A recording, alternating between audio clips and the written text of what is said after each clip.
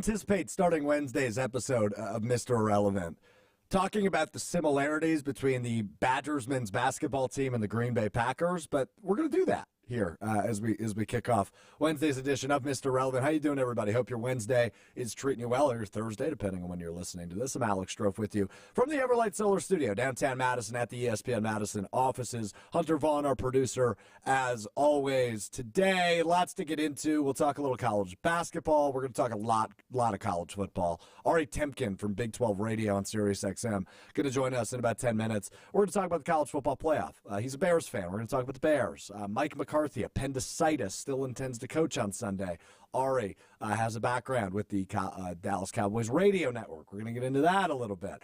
So really looking forward to the conversation with Ari Temkin, who will join us in about 10 minutes. We'll talk some Packers. We'll also talk about Taylor Swift.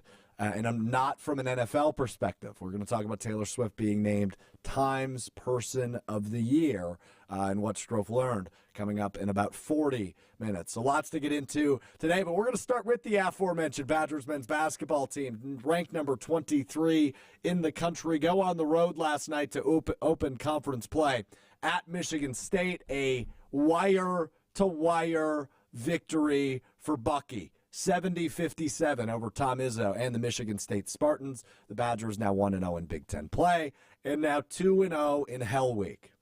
What I mean by that, Saturday, they take down number 3 Marquette at the Kohl Center. Tuesday, they go on the road to Michigan State. Tom Izzo, tough place to play at Michigan State. They win wire to wire, and different guys are stepping up. This Saturday, they go to number 1 Arizona, playing the number 1 team in the country coming up on Saturday. We've dubbed this Hell Week. I've been talking about this stretch of Badgers men's basketball games since before the season started. Marquette, Michigan State, Arizona. It's the toughest one-week stretch in the country. The Badgers are 2-0 to start this stretch. They go to number 1 Arizona on Saturday. What we learned last night is that this team knows how to win. It's good old-fashioned Wisconsin basketball. Good defense, fine offense. But the fine offense has been kicked up a notch this year. Right? The identity of Wisconsin basketball each and every year is good defense, meh offense. The meh offense has kind of turned into like semi-good offense. You've got guys that can score the rock. We saw it on Saturday. Max Klesmit had a breakout game. 21 points, all in the first half. Yesterday, it was about A.J. Storr, but in both games, it's been about Steven Crowell as well, down low.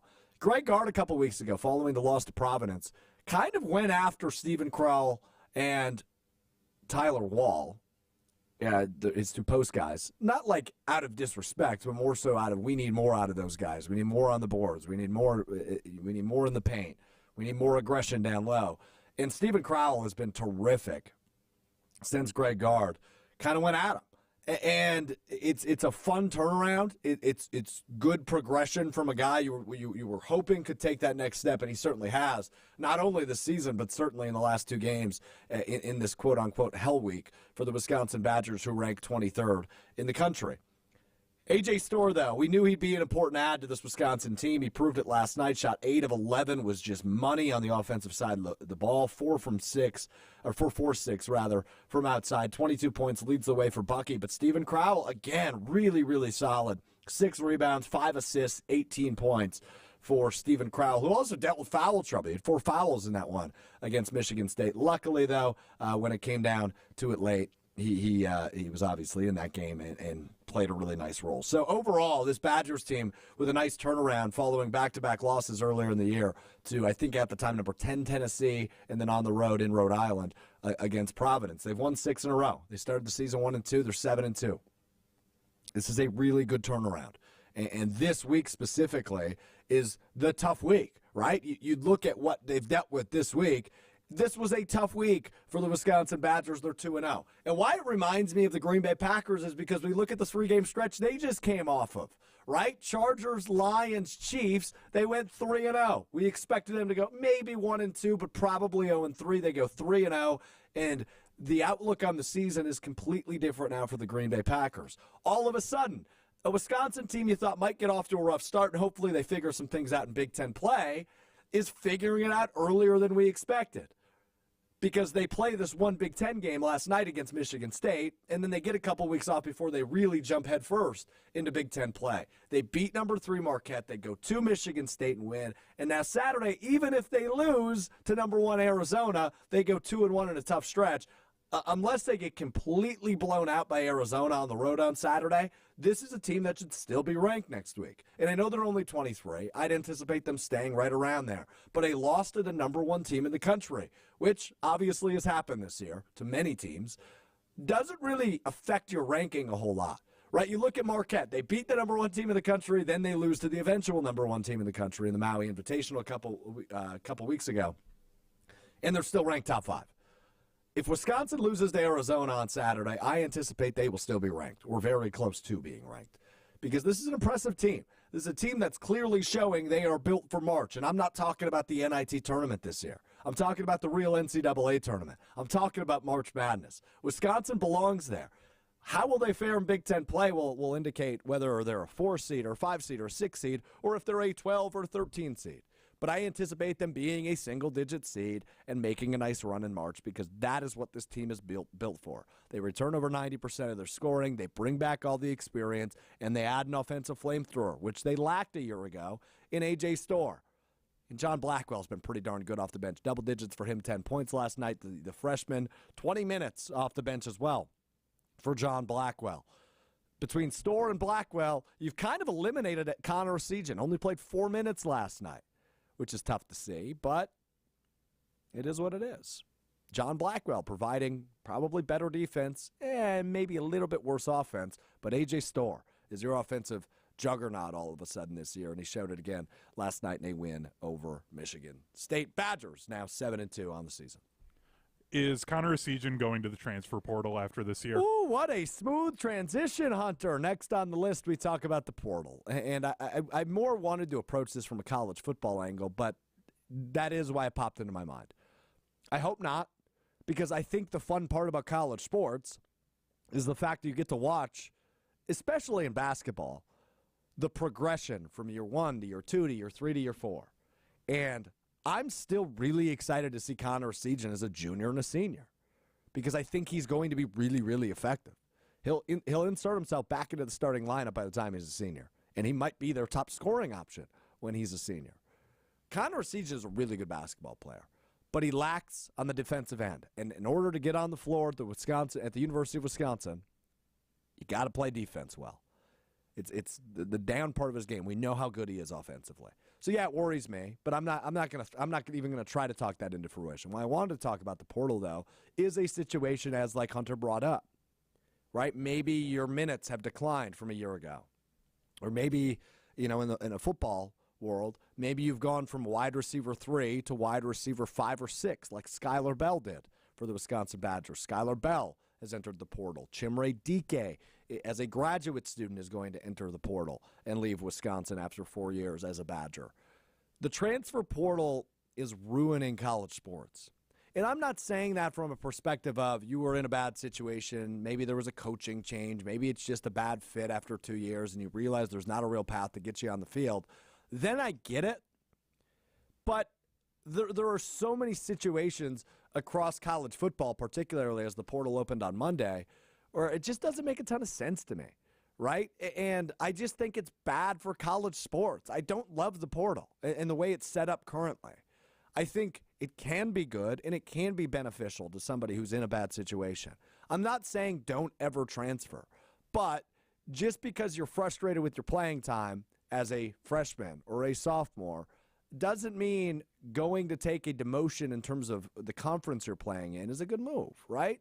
If you have league aspirations, I think sticking it out usually works out better. And I'm not judging anybody in particular, right? I'm not going to drop names and say this person made a bad decision. I just think the transfer portal gives you such an easy out. And I don't think college sports are easy. You grind your ass off to become a college athlete. You grind and grind through the years, the high school, the middle school, the AAU, the extra ball you're playing to get to that college level. And in order to just say, I'm not playing as much as I'd like to, I think I'm going to go to the MAC. I just think that's such an easy out. And you look at over 500 people entered the portal in college football alone on Monday. It's the most in one day ever. There ain't 500 scholarships to give out across Division I. And I get it. If maybe, you just want to play, you don't have league aspirations, you're good going to Division II after a short stint at a Power 5 school, and you realize you might not be cut out for it, then I get it. But, man, something needs to be done. There needs to be more rules and more structure around the portal. And I don't have the solutions. I think you could have like a 2-year rule, right? You need to be at your last school for 2 years, or there has to be a coaching change or a philosophy change in order for you to do it a second time, right? I think there are things to implement that would be very fair. But I do not like the optics of somebody transferring one day or 1 year, going to a school for 1 year, transferring again, and then doing it a third time. I just think optically it's bad. It's messy. So something needs to happen with the portal. All right, let's transfer over to the Green Bay Packers, who I wasn't surprised to see this. I made this comment on Monday's show, but now I looked it up, and now I'm staring at it. The Green Bay Packers do have the easiest schedule remaining in the National Football League. 6-6, currently the 7th seed in the NFC, just behind the Minnesota Vikings, who are also 6-6, who hold on to the 6th seed. Those are the 2 seeds really up for grabs because Dallas is going to run away with that 5 seed. And we'll talk a little bit about the Cowboys. Packers former coach Mike McCarthy with appendicitis, scheduled for surgery later tonight, still anticipates coaching Sunday. Wild to me. We'll talk about that in a second. But Packers' easiest schedule in football. The remaining games are as followed: Giants, Buccaneers, Panthers, Vikings, Bears. That's a cakewalk, man. I'm looking at tankathon.com. They list the toughest opponents and the easiest opponents, and most of the teams in the NFL have like 3 or 4 games listed as toughest opponents. The Packers just have the Vikings game listed. Otherwise, it's Panthers, Bears, Giants, Bucks listed as not very hard games. So what this tells me is the Packers should go at minimum 4-1 in their last 5, which puts them at 10-7 and likely in the 6th seed in the NFC. But you look at the schedules of the teams they're playing. The Giants have the 3rd hardest schedule remaining, who they play on Monday. The Minnesota Vikings have the 7th hardest schedule remaining. They still have to play the Lions twice, as well as the Bengals, which I don't know if I view Jake Browning as a tough opponent, but that's neither here nor there.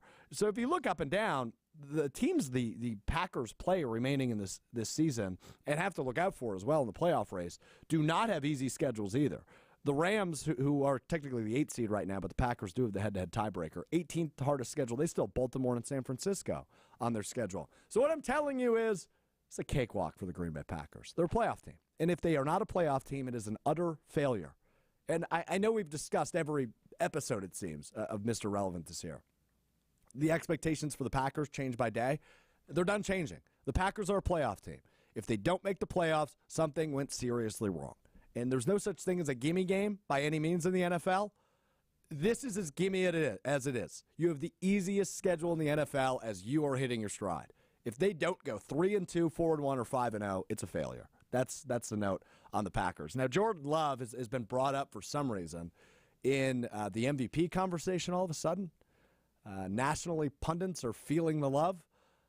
I don't get it, man. Like, I'm impressed by his play, by all means.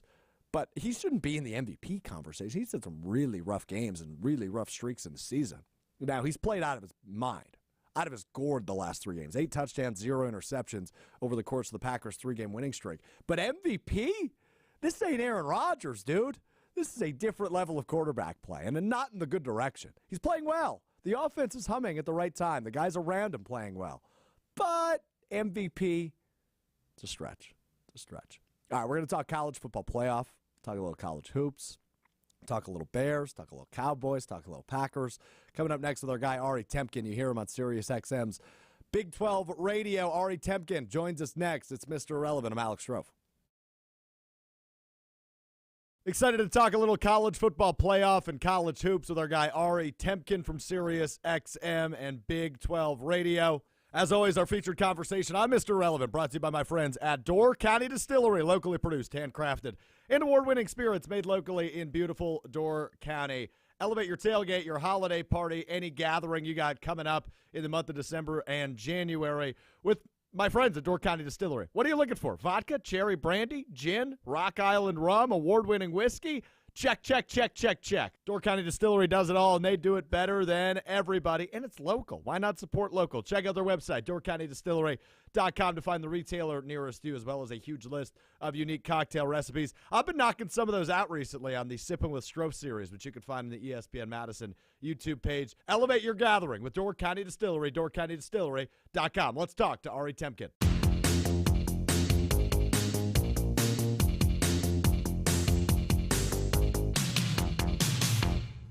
All right, we'll chat with Ari Temkin momentarily from Big 12 Radio on SiriusXM. Does a great job with our team here at Good Karma Brands as well. I'm excited to get his perspective on the college football playoff coming up. Obviously, the 4 teams have been determined, including the Texas Longhorns in there, the Alabama Crimson Tide in there. So Ari Temkin joins us now from SiriusXM's Big 12 Radio. Maybe Hunter is Ari going to join us here? It looks like maybe we're having a little technical issue, so we'll get to Ari momentarily. But obviously, having some internet and some audio issues. We're getting there, though. No, okay, good. Good. Ari's giving us the thumbs up, so Ari Temkin joins us now on Mr. Irrelevant. Ari, how are you, my friend? How's everything? I'm great. How are you? I'm good, man. Everything good in my world. So I wanted to have you on because I want to talk specifically college football playoff. Obviously, the committee in the last year of the 4-team playoff kind of saying goodbye to the precedents we've set in the past and hello to entertainment value, right? Florida State, the first Power 5 school ever to go undefeated and be left out of the college football playoff due to the injury to Jordan Travis. But that means Texas gets in, that means Alabama gets in, and obviously both of those fan bases are ginormous and will pull some numbers for the college football playoff in the last year of the 4-team playoff. What do you make of what the committee did, Ari? I know everybody's got an opinion on it, and I want to hear yours. Yeah, I mean, look, it's in many ways a Rorschach test. You know, there is no right answer, and so I think a lot of your answer depends on you know, how you feel about the game and how you feel about the committee and whatnot. I mean, look, I know I saw a report that was like the committee left out Florida State because they can't win a title. Well, that's ridiculous. You know, can't win a title? Like, that's the whole point of playing the playoff, is to iron through that. You know, me personally, I think they got it right. But the idea that, like, well, Florida State couldn't win a championship is ridiculous. I think what we've had here, Strouf, is in years past, there probably hasn't been 4 teams that, like, justifiably should have been in the playoffs. Mm-hmm. Really, in years past, in recent history, there's really only been, like, 2 teams. But yet we put 4 teams anyways. This year, it needed 5 teams. So every year, it's like there's a different amount of teams that should get in based on their resumes and what they've done. There's obviously, you know, multiple unbeatens in the Power 5 this year, and you could make a justification for all of them getting in, plus Texas, whose only loss was to Alabama, or whose only loss was to Oklahoma, but beat Alabama, and of course Alabama's only loss was to Texas. So any of the Power 5 conference champions should have gotten in. The problem is there's only 4 spots, and in an era that has been dominated by the SEC, it does to me, it is justification to put them in. I get the idea of why play the games, but, like, Texas doesn't get in if you don't play the games, right? I mean, Georgia gets in if you don't play the games. So it's an incomplete argument. Again, I think, you know, 50 different people will probably answer this 50 different ways. And at the end of the day, we do want to have the best games. And while we're not guaranteed to get that now, I think the committee agreed that that was probably the best option to get the best games with Alabama and not Florida State. Yeah, and, you know, I always have an issue with the fact we even call it a playoff because it's only 4 teams, right? Like, I feel like 3 rounds is necessary to call it a playoff, but that's neither here nor there, and obviously we'll get that coming up next year. But more of a playoff than it's ever been, though, for sure. No, that's true. And, I go back to entertainment value, so I agree with you in terms of I think the committee got it right. I'm more intrigued by Alabama, Michigan than I would have been, say, Florida State was the 4 seed, Florida State, Michigan. Right. I'm just much more intrigued by that matchup. But you look to years like last year, Ari, right? TCU loses their conference championship game. They still get in. They still win in the first round, beating Michigan, and get to the national championship game, which was a gross one. But, again, that's neither here nor there. So this is just a funky year. There was a lot of good football this year. This is a year you wish you had a 12-team playoff. Unfortunately, you don't. Well, and Strouf, that's the funniest. Sorry to cut you off there. That's the funniest part about all of this. Because, remember, we would have had the playoff most likely expanded this year, if not for the ACC. Yep. Obviously, it was the Big Ten, the ACC, and the Pac-12. But you think about the alliance and how destructive it was. I mean, let's put the Pac-12 Big Ten thing aside for a second, but obviously that's part of it. And then, like, the ACC has only itself to blame because they joined the alliance. When the expanded playoff was voted on, only 3 conferences voted against it: the ACC, the Big Ten, and the Pac-12, because they were allied. Everybody else, all of the other conferences, including Notre Dame, agreed on it. If that had been unanimously approved, we wouldn't be having this discussion because this would be a 12-team playoff this year. So it's ironic in a sense and hilarious because this could have all been avoided, but it was the ACC's own stupidity and Jim Phillips, the commissioner of the ACC, that got in its own way, and they only have themselves to blame. Ari, do you feel strongly about this subject? I can't tell. Seems like you have What's no funny opinions is, here, dude. And look, I am an advocate for Alabama getting in. Yeah. I do think it sucks that Florida State got left out, but like we also have to be realistic with how ridiculous that alliance was. And hosting on Big 12 radio at SiriusXM, it seemed like a joke at the time, and the further we move away from that, the more of a joke it's become, and it's extraordinarily destructive. It wasn't nothing. It wasn't like it happened and it was nothing like it kind of appeared to be at first. It was extremely destructive, that alliance. It obviously benefited the Big Ten and has dramatically impacted the Pac-12 and the ACC. Which game in the college football playoff are you more intrigued by? Is it Washington, Texas, or is it Alabama, Michigan? Because I think both of these have juice. I'm probably more into Washington, Texas, just because I've watched a lot of Washington this year. And, man, Penix Jr., who, by the way, I think should and will win the Heisman, has been terrific to watch this year. And I'm excited to see him go up against the Longhorns and Quinn Ewers. Where do you land on that? Yeah, we'll have to talk about the Heisman, too, because I disagree on that. But, oh, boy. I do like Texas and Washington. I covered the Longhorns in Austin for 104.9 The Horn for years. And then in San Antonio, I live in Dallas, so I'm in Texas. And I was in Austin at the beginning of the end. In 2009, after they lost the national championship game to Alabama when Colt McCoy got hurt, I showed up in Austin at 104.9 The Horn the year later. And so that was really the beginning of the end of the Mack Brown tenure. And, that's really where we've been since.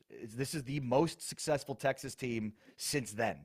And, we kind of thought before the season started that this team should be here and could be here based on the talent that they had up front. But there were legitimate questions about Sark as a head coach that he answered this year in a resounding fashion with the way that they just, really dominated the end of this season in the Big 12, and teams that had, quite frankly, dominated them. Oklahoma State had won 7 of the last 10 against Texas. So I'm most intrigued by the Texas-Washington game because this Texas hasn't been on this stage before. Obviously, Washington hasn't in a while, but they have been here before.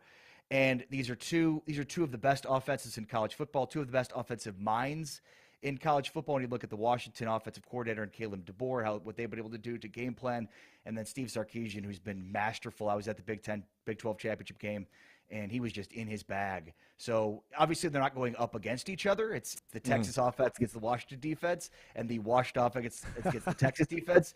But I love that battle here. These are 2 of the best play callers in football, and certainly 2 of the best in college football. The key for me in this game is, can Washington get enough stops? Because Texas's defense is really good, especially up front in the middle. If I'm Washington, I'm concerned about how much their defense can get stops against Texas. So when it comes to Michigan, I mean, this story is just bananas, dating back to Connor Stallions and even the preseason stuff, right? Like, Harbaugh was in hot water before the season, kind of found his way out of that, came back. They're just unbeatable. They look so darn good. Then he gets suspended again for this whole Connor Stallion stuff, and now they are the title favorite. Do you see anybody knocking off Michigan, or is that the beauty of the playoff this year, that it really is we have to play the games to know the result? I thought Michigan was going to win it all last year, and then obviously they didn't have the signals for TCU and lost to TCU in that semifinal matchup. They're loaded. Texas, I think Texas is the best team in terms of matching up with them because they're so good on offense and so good on defense. And that's, again, I don't think Washington is that good defensively. And Alabama has flaws as good as they've been. Michigan fans are scared to death of Alabama because they've been beaten like a drum by Alabama anytime they play. But this isn't the same Alabama teams that they've gone up against. Michigan is the superior team in this situation. Now, you can certainly question the resume and this is the whole idea of college football where ain't nobody played anybody. Like they played 13 football games, and for some reason they've only played like one good team somehow. But I mean, I obviously Alabama has a type of gauntlet, if we want to call it that, the SEC. Although I don't think the SEC was as good this year as it's been. I think the Pac-12 was the best conference in America this year. Agreed. So I do think it's going to be Texas and Michigan, which sucks for Michigan because it's in Houston. So a major advantage for the Longhorns if that is the matchup in Houston for the CFP final. But they're just so good. I don't know that Alabama can keep up offensively with Michigan. And again, I think Michigan's defense can get stops. I think that's what these semifinal matchups are about: is can Alabama get enough stops on Michigan's offense, and can Washington get enough stop on Texas's offense? So I want to go back to the Heisman discussion because I assume you're not picking Marvin Harrison Jr. or Bo Nix to win the Heisman, Ari. I assume you are landing with Jaden Daniels, which he is. No, I'm going to go with the guy with the stats. Yeah, fair enough. I mean, I'm not going to punish Jaden Daniels for having a god-awful defense. And they are bad. They're just terrible. I mean, it's funny because we were wondering this week on our show will Caleb Williams show up to the Heisman Trophy presentation? Because as a Heisman Trophy winner, right. You're a voter. You're expected to be there. But, I mean, it's as if he had such a bad year this year, and yet you look at the scores and it's like their defense couldn't get any stops ever. He had to score 70 points in a game to get a win. They lost 62-61. So, look, I get the idea. I mean, what Penix has done is remarkable. I'm not trying to downplay that. No, and the team is good, and team success should matter. I was shocked at how bad LSU's defense was. At the beginning of the season, I was like, no way they're going to stay this bad, and they did. And so I just look at the stats and say Daniels has had a historic year, and I'm not going to penalize him for having a terrible defense. Yeah, I think it's fair, right? What is it, 40 touchdowns, 4 interceptions or something like that for Jaden Daniels just through the air, which is phenomenal. Yeah. And I'm excited to see him up close and personal as they play the Badgers in the ReliaQuest Bowl, which what a awful matchup for Wisconsin, Ari. Two great Brads playing in a terrible bowl. Right. But I mean, they're just worlds apart in terms of success this year, too, right? You bring up LSU's great defense. Hello, Wisconsin's offense has had a really, really tough year for the most part in this first year in the air raid. I just think that's going to be like I made a joke, like a 27-point loss the other day. Like, that's a joke, but 14, 17 points LSU will win by in the ReliaQuest Bowl. I have no juice for this bowl game, which is usually not the case for Wisconsin. Nonetheless, I'm with you, but I will go back to something you said. I think team success should matter when it comes to the Heisman, and Michael Penix Jr. kind of busted onto the scene and gets the national stage now in the college football playoff. I think that's really all it takes, right? He won the big games this year, too. Obviously, it's a team game. But as the quarterback of Washington, he won the big games. He also put up the stats, not as good as Daniels. I really like Penix, and I before Jordan Love decided to turn it around, I wanted him to be a future Packer, which I don't think will be the case anymore. So there's my football to play with Love, by the way, so don't fall in love with him too much. Yeah. I say that as a Bears fan. No, I know. And I want to bring up your Bears fandom before we let you go. So we'll get there in a second. Go ahead. But the one thing I will say to your point is when you look at the success that Penix had in the COVID year at Indiana versus the success he's had this year, it's so different. Yeah. I mean, he was a running quarterback at Indiana. What Kalen DeBoer and Ryan Grubb have done in terms of turning him into a passing quarterback has made him an NFL quarterback. So to your point, we've seen Penix on the national scene like this before, but never playing like this and playing this style. And to be able to shift like that, I think speaks to an incredible skill set. I'm with you on that. All right, let's switch gears because you just said it, and I did want to get your take on it as a Chicago Bears fan, who which makes you an expert in bad quarterback play, Ari. Yes, it does. Jordan Love has not does. been playing bad quarterback, right? He's been playing really well over the course of this 3-game win streak for the Packers. You're telling me to be cautiously optimistic is what I'm gathering? Look, I'm 38 years old. I was born in August of 1985, so I was a few months old at the high point of the Bears' run. Wow, it's been a rough life for you, dude. Oh, my God. It's brutal. I mean, it's basically been Favre, Rodgers. So let's just say I hope that the Jordan Love we saw after the Bears game to start the season is more of the Jordan Love we're going to see. Yeah.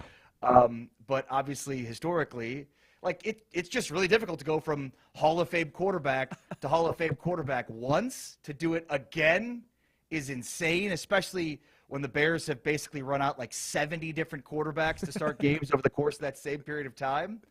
And it probably speaks to a significant organizational difference, which we don't have to get into here.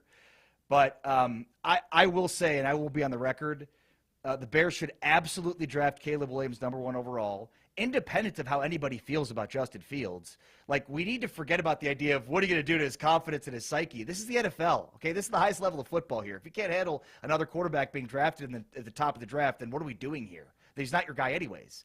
And I was a big Fields believer coming into the season. I'm less so now.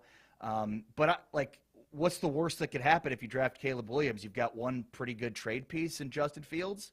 I think the Bears, who never fleece anybody in any trades, have absolutely fleeced the Carolina Panthers to get 2 cracks at getting a #1 pick. And the thing is, you get 5 years of a cheap quarterback. Like, you take Caleb Williams based on that and that alone. You just can't not take quarterbacks in that spot. It's designed. The draft is designed, and the salary cap is designed to take quarterbacks #1 overall. The Bears absolutely have to do that with Caleb Williams. And if you're a Packer fan, hope that they make the Bears choice and don't draft Caleb Williams #1 overall.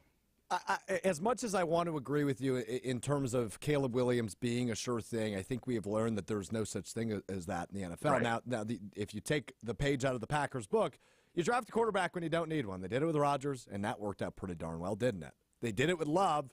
It's seeming like it might work out pretty darn well. So, yeah, regardless of what you think of Justin Fields, who I'm with you, Ari, I do think he can turn it around and be a successful NFL quarterback in the right situation, whether or not that is in Chicago. You got to take Caleb Williams, who is viewed as maybe the biggest sure thing since, I don't know, Andrew Luck, right? Who was the last quarterback that was viewed as much of a sure thing as Caleb Williams is? Joe Burrow was viewed as maybe a project. He obviously came in and lit it up as the #1 overall pick. I can't think of one that is viewed as such a sure thing since Andrew Luck. You got to take the crack at it. And if the Bears don't, it would be the most hilarious Bears doing. I mean, it would make sense. It would follow their track record. It would. Unfortunately, it would. Hilarious is one word I wouldn't use, but yeah, I can see you using that word. And look, I think, like, I went to Kansas. I'm a Kansas basketball and football fan. A couple of years ago, when Kansas really started this resurgence, under Lance Leipold, your boy. Yeah, my boy. They played a game against OU in Lawrence where they were literally inviting fans in at halftime of the game because just for free. Come on in. We need more. We need a bigger crowd here. This was like the last bad season for Kansas football. But in that game, Oklahoma had a 4th down play where they ran the ball and their runner was short. And Caleb Williams grabbed the ball from him and ran for like a 30-yard first down, and that won them the game. He was a true freshman when he did that. He has a feel for the game like that you can't teach. Now, it doesn't matter because these are independent, but Justin Fields doesn't have that. If you watch him play, he does not have a good feel for the game. He doesn't have a good feel for the rush. He takes a lot of sacks. He holds onto the ball too long. They are, to me, dramatically different in that way, and I don't think you can teach feel. And that's the type of thing that Caleb Williams has and Justin Fields doesn't have. Ari, as we get closer to the draft, you and I are going to have to do a full-fledged Bears preview because I'm so curious on your feelings on as we get closer, and it's looking like the Bears will have the #1 pick with how bad Carolina is. It is a total S show in Chicago. It has been for a long time. Maybe this is the year they figure it out. Maybe they fire Matt Eberflus. We'll talk about that more closer to Jim Harbaugh, Caleb Williams. And maybe Maserati Marv if the Bears could lose enough games. Dude, that would scare me as a Packers fan. Even if 2 of those 3 things happen, that scares me as a Packers fan. He's on Twitter at Ari Sports. Ari Temkin from SiriusXM's Big 12 Radio and our team here at Good Karma Brands. You're the best, dude. This is really fun. Let's do it again soon. Yeah, this is great, Strouf. It was great. Appreciate you. Appreciate you. That's Ari Temkin again on Twitter at Ari Sports. Well, we're going to have to do it again soon. That Bears rant, I probably held off on that too long. That was terrific. I don't want to say basking in Bears fans' pain, but it is slightly entertaining because I've never had to deal with that. Dude, we're going to have our 3rd straight, awesome quarterback. He told me to be cautiously optimistic. I think I'm taking my optimism a step further now because Bears fans are experts in bad quarterback play. The only reasoning they can give me is, That's just a little early. He's just showing flashes. You can't buy into him too much. Jim Rutledge tried to do it to me on Monday. I'm not doing that. I'm all in on Jordan Love. I'm feeling the love. What Strouf learned coming up next. Taylor Swift named Times Person of the Year. I love it. I'll tell you why. Coming up next, it's Mr. Irrelevant. I'm Alex Strouf. Well, the Bucks get a win in the quarterfinals of the in-season tournament, which means we got to move some stuff around. So the Great Dane Huddle this week, I'll be joined by former Badger Derek Engler, will air Friday night from 6 to 7. We're recording it Thursday. It's my birthday bash. 25 tomorrow. I'm getting old. So join us for the Great Dane Huddle, live from the Great Dane Pub and Brewing Company on the east side of Madison. We'll be recording it live 6 to 7 tomorrow night. That's Thursday night, but you can hear it live on ESPN Madison beginning at 6 o'clock this Friday. And you can also subscribe to the Great Dane Huddle podcast feed, wherever it is you get your podcasts. More me and a bunch of goofballs. Derek Engler and Tarek Saleh, my co-hosts on that. We talk all things Badgers football. We're going to go in depth on quite a bit. The bold decision, everything coming up, all the transfer portal stuff with Derek Engler tomorrow. Really looking forward to that conversation because I was texting a former Badger last night, and you know the transfer portal is such a fascinating topic to me, especially in the football realm, but also in hoops is what we were talking about last night. So I want to get into all that with Derek Engler. We're going to do that tomorrow night, which will air Friday night on 100.5 ESPN in Madison, or available wherever you get your podcasts. Just search The Great Dane Huddle. Time now for What Strouf Learned.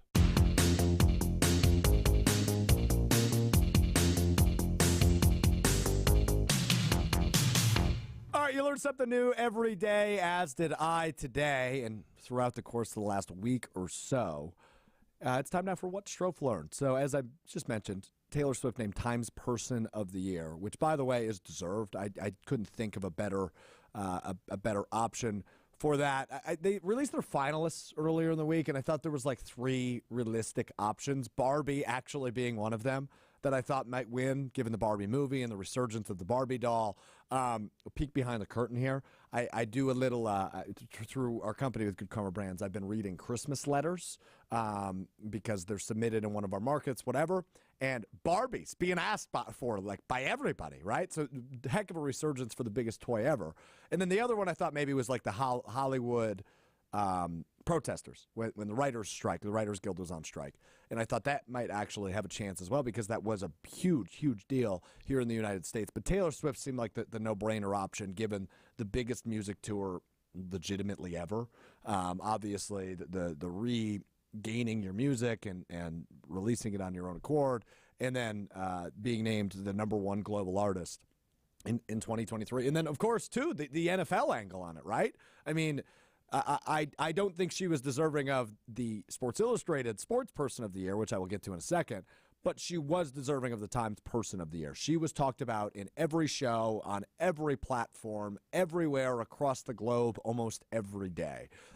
She was at pretty ridiculous levels of fame and hype and excitement that I don't know that I've ever seen. Hunter, you have a comment on T Swift. Yeah, if it wasn't for her, like, my wife was locked in on the Packers-Chiefs game on Sunday. Because of her. Because of her. Yeah. It's weird. Her favorite team is the Kansas City Chiefs now, and I don't even care, just because this is the most I've ever talked to her about football. Like, she's a Wisconsin alum, and she likes the Badgers, but she doesn't really watch them with me. Like, she's not that interested. She is locked in. She's asking me coverage questions because she hears Travis and Jason talk about it on the New Heights podcast. Wait, she's listening to the New Heights podcast? Yes. Amazing. As soon as it comes out that morning while she's getting ready, it is on in our apartment, and I love it, and I'm all for it. So what I've learned here, Hunter, is, and I'm curious on your response to my thought here. What I've learned is, obviously, these are done for clicks and buys, right? Yep. And Sports Illustrated and I talked about this last week, made the whoopsies of naming, and I call it a whoopsies. I don't think they view it that way because it's going to get clicks and hype and responses. But naming Deion Sanders the Sports Person of the Year. I struggled with that one, though. He was.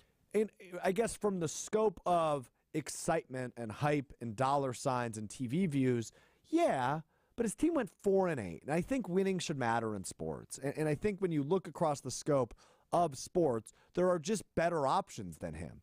And when it comes to winning and stuff that's never been done before and hype around sports and different things that have happened, I just think there are better options than Deion Sanders, who, if they did a finalist the way Time does, I'm good with it.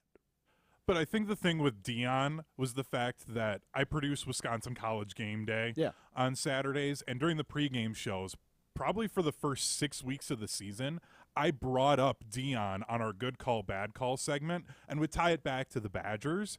But I would actually get text messages in from fans listening in a way that I didn't with any other subject, which either says that I'm really not that great of a producer or that Dion is the most polarizing person in sports right now, which I think is more likely the case. So I totally get why he was on it, simply because of that. Yeah, I'm good with it. Right? Like, I think I'm less mad than I was the day it came out. You're fired up. I was fired up just because I think there are better options. But nonetheless, this is done for clicks and hype. But also, the easy options can be good for clicks and hype, right? Taylor Swift was an easy option. You know who would have been a good option for Sports Person of the Year? Her boyfriend. Travis Kelce won a Super Bowl this year. He's become one of the greatest tight ends of all time. His podcast is the #1 sports podcast in the world. Right? And I understand some of that is because he's dating a generational superstar in Taylor Swift, but he's a generational superstar in his own right. So you can get clicks, but there are better ways to go about it than Sports Illustrated did, in my opinion. But for time, I feel like this was a no-brainer option. How do you write a profile on Barbie? I was trying to think about that because I was reading some of the stuff that's come out about Taylor Swift today, and she was quoted as saying something that I love, by the way. Might frame it and put it in a poster with me moving next week. I think the quote, I don't have it in front of me, was something along the lines of, like, I love football. I didn't realize I've been missing out for so long. It's a great quote from Taylor Swift. Like, she's winning me over more than she already has. And I think you and I are both self-proclaimed Swifties, Hunter. Absolutely, I am. Yeah. Wow, that was no hesitation there. No. Hold on. That is the fastest you've ever responded to anything in the history of the show. We've been doing this show 3 months, 3 times a week. You have never responded to me quicker than me saying, I think we're both self-proclaimed Swift. Yeah, absolutely. Absolutely, yes. I am. Yes. And I hate all the hate. I hate that Tausch and Jason were complaining about her on Wilde and Tausch and everything that was going on with it. I don't stand for it. I love Taylor Swift. I'm a Swiftie. That's fair. I have a question for you because I was thinking about Sports Person of the Year nominees. What do you think about Pat McAfee as an option for that? I kind of like that. Yeah. Yeah. And I'm not even the biggest Pat McAfee fan in the world. Like, I understand the style of what he does and obviously the connections he has and how great he is for ESPN and College Game Day, right? The revitalization he's done there. WWE, he's made an impact, right? Like, that, I was thinking about other options. I think Pat McAfee would have been a really good option for Sports Person of the Year. Yes. And you would have gotten clicks. Yep.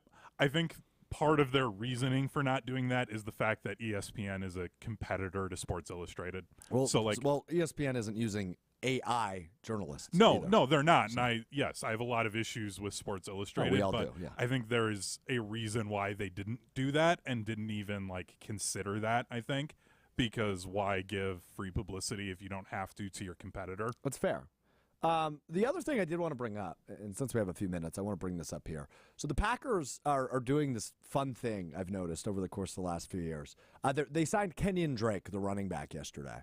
And I was just thinking, this was actually a shower thought, not to go TMI, but I was thinking about this in the shower this morning, that the Packers over the course of the last 3 years have made some really funny signings, right? So us as guys are simple creatures. Guys are really simple creatures.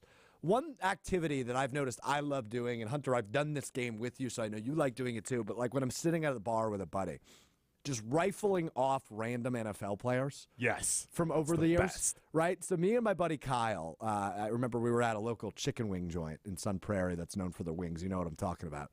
A couple months ago, we were just rattling off random NFL players. The Packers have done a really good job of signing random NFL players over the course of the last few years that really don't make much of an impact. What I mean by that are the following. Devin Funchess, remember he was a Packer for a minute? Oh, my gosh. In the COVID year, he didn't play, right? Tavon Austin was a Packer for a minute there. Tavon Austin college highlights. We've all watched the mixtape at West Virginia. Former Cowboys great. Yeah, exactly. Right? Kenyon Drake falls into that category now. So does the guy they just released, James Robinson, the former Jacksonville Jaguar. Remember Jalen Smith, the former Cowboys linebacker who was a Packer for a minute? Right? The Packers have done this great thing of giving me fresh ideas for the new game that guys love playing when they're sitting at the bar. Naming random NFL players. Kenyon Drake, the most recent addition to the Packers, falls into that game perfectly. That was my shower thought I wanted to bring up today. And that's all for us today. Big thanks, as always, to Hunter Vaughn for running the show. Big thanks to Ari Temkin for talking college football playoff with us, educating us a little bit who aren't as inside college football as maybe Hunter and Ari are. Love the conversation with him. We'll be back with you Friday. We actually won't preview Packers-Giants. Packers-Giants on Monday. We'll have a show before Packers-Giants. But we will talk Badgers-Arizona. Yeah, I think I know who we're having on the show on Friday. But in order for you to find out, I guess you'll have to tune in. We're live at 12:15 every Monday, Wednesday, Friday on ESPN Madison's Facebook, Twitter, and YouTube. If you're listening on the podcast, appreciate you. If you're listening live, please go subscribe to the podcast. It helps us with the show that we love. Hunter and I are having a blast doing the show, yes, man. Right? I love it. Right? We just rattled off a bunch of former Packers that really didn't make an impact. It's dumb. I love it. That's why we can do these sorts of things. Exactly. So Can't do this on appreciate you. normal radio. Appreciate you for subscribing to the podcast, watching us live. We'll be back with you Friday. We'll talk Arizona Badgers coming up on Saturday. And we'll probably talk a little bit about the Giants and the NFL weekend ahead as well. We'll talk to you on Friday. That does it for us today. I'm Alex Strouf. This has been Mr. Irrelevant. Peace.